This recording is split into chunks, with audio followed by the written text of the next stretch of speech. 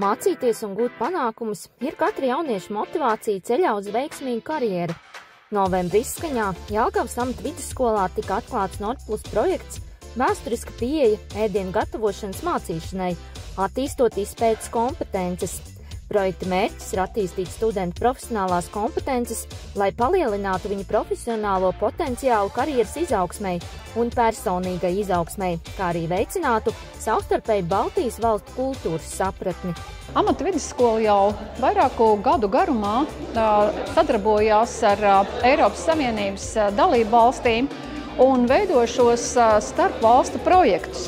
Un šobrīd mēs arī esam vienā no projektu pasākumiem, kurā notiek šī tīklošanās Nordplus projektā, kurā tīklojās Latvija, kuru pārstāv Jelgava, tīklojās Igaunija, kuru pārstāv Pērnava, tīklojās Lietuva, kuru pārstāv Klaipēda.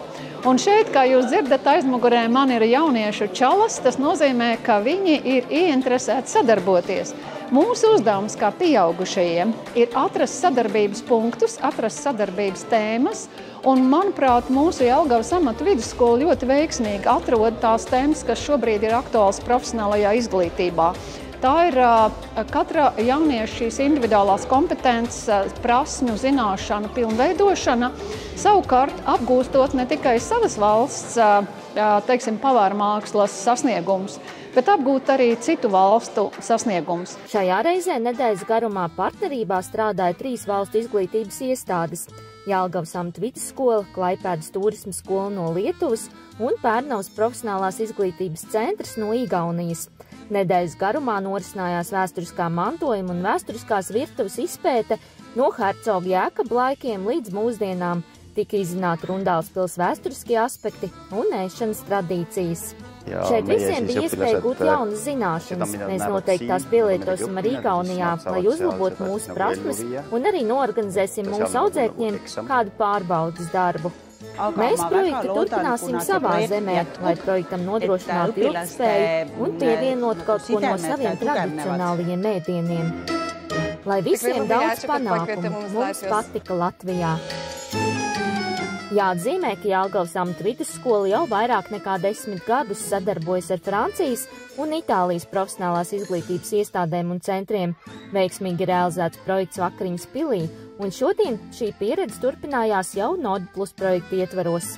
Sākumā skolā ienāca Francijas pavāra apģērbs. Iesākās ļoti augsta profesionālā meistarība. Un šodien tā mēs redzam, ka šeit ir realizējies. Un tas uzdevums bija izveidoties par labāko skolu, ārodu skolu, ne tikai Latvijā, bet arī Baltijas valstīs un Eiropā. Te ir ļoti daudz plusi, ko dod projekts šeit, bet tie jaunieši, viņi jau brauks arī uz Pērnavu, viņi jau brauks arī, kā saka, uz Lietuvu, un tāpat kā viņi bija arī, kā bija arī Francijā un bija Itālijā.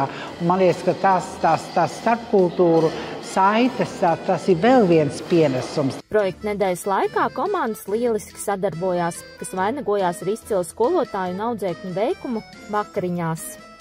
Apkalpojām tādu sinhronu apkalpošanu, tas ir mēģinājām visi to darīt vienlaicīgi. Ļoti viss labi izgāts beigās. Šodien 2., 3. kursa audzēkņi galvenokārt strādā. Viņi ir ļoti atbildīgi. Man ir prieks ar viņiem strādāt kopā. Arī jaunieši pauž gandarījumu par iespēju ņemt dalību projektā un gūt zināšanas par vēsturi, kultūru un ēdienu tradīcijām cauri gadsimtiem. Man liekas, ka kultūra ir pats svarīgākais aspekts punkts, jo no tās mēs esam visi cēlušies. Un laika gaitā mēs, pateicoties, kā saka, senčiem, ko mums pārni devuši tālāk, ka mums ir jāelpojas un kā jāmāk kultūra, jāizglītojas un jāzina, kas ir bijis kādreiz, lai mēs varētu būt tagad.